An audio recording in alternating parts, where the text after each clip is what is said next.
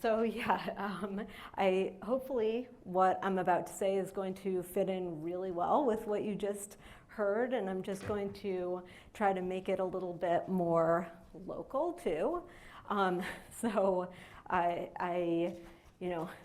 appreciate that it's like hard being here today, and like you may have had to be away from your family. I had to explain to my kids why I was not spending Saturday with them, and they were like, "What are you doing that's so important?" And I was like, "I'm saving the world so you don't have to live in a post-apocalyptic wasteland."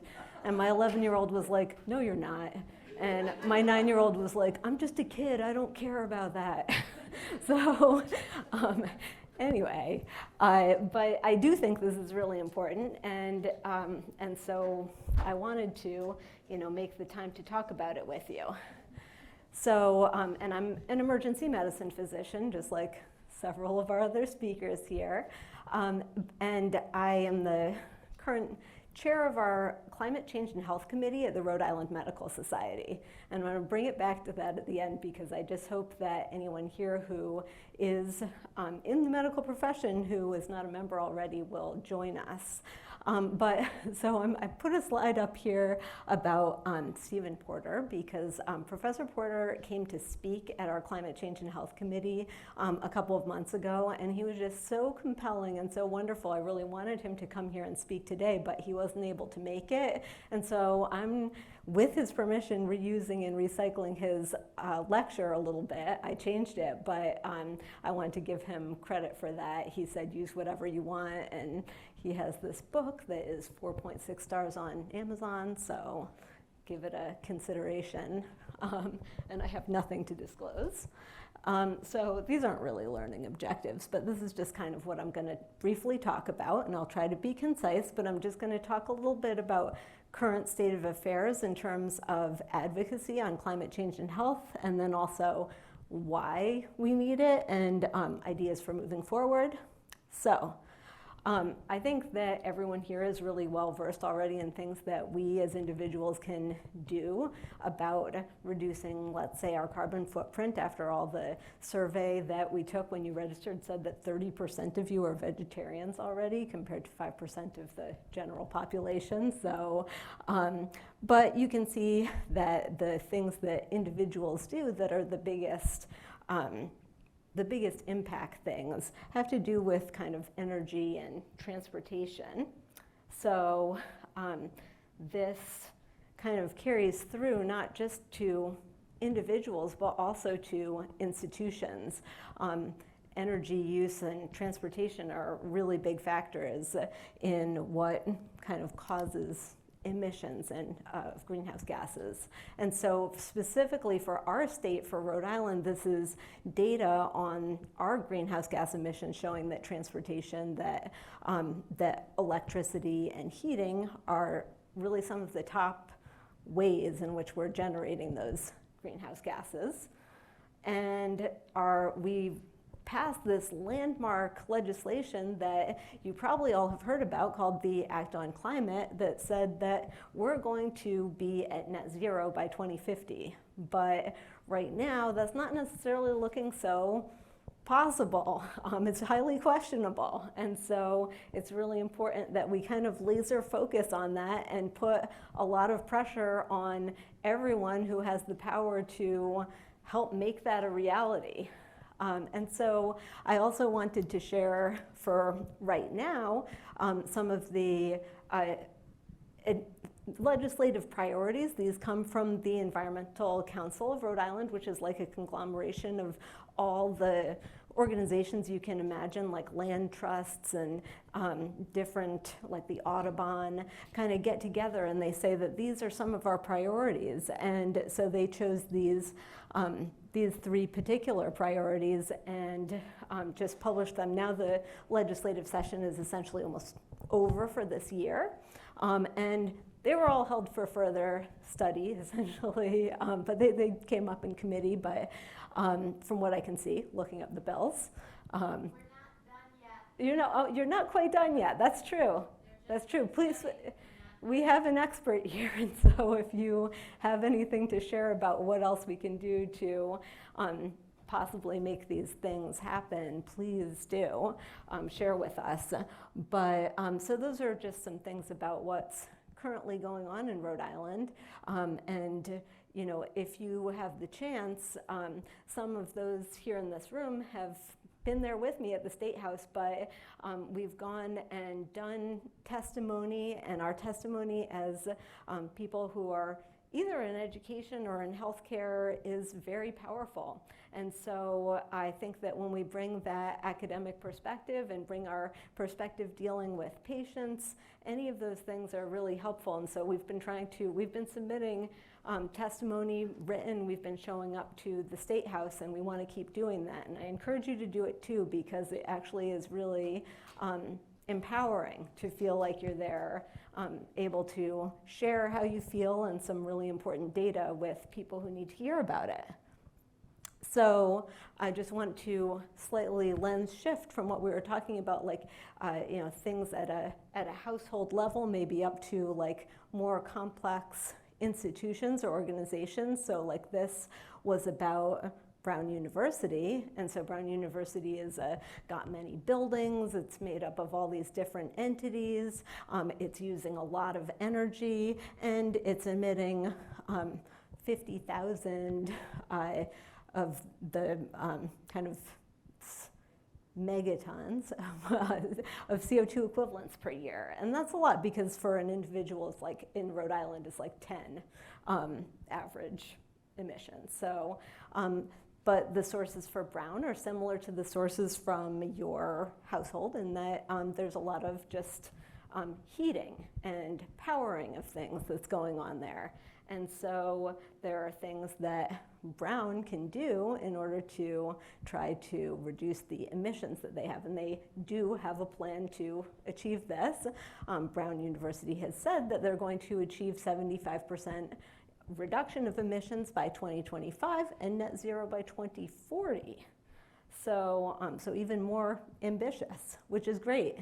And so some of the things that they've done, which you may or may not be aware of, is like a solar generating field, which they put on top of a kind of old quarry, I think, so they didn't have to cut down trees, which was convenient, because that's one of the big kind of complaints about putting in the solar panels, is that you may have to chop down some trees. But I would like to add in that at least Professor Porter's, one of his major points in his presentation to us was that, like, the earth is in trouble if we don't make this change, and that trees may be part of the price that we have to pay to achieve what we need to achieve in terms of like the urgency that we face right now.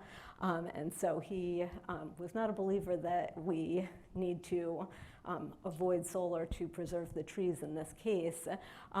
He also shared this, this picture of another thing that Brown is doing, which is trying to use geothermal wells and to try to capture some heat and then use it and kind of like make a cycle of being able to kind of use cooling and heating. If this was successful in the pilot project, they were going to potentially use many more geothermal wells to kind of continue this progress. So I just thought that, you know, these things, I don't know as much about what's going on at Brown University, but I want to use that to just highlight the fact that they're doing something. Because when you look at lifespan and what are they doing about it, it's like there's no comparative like project that's happening there. And so like even if Brown University, what they're doing is not perfect, or some might say that it's not enough still, like lifespan is not doing those things.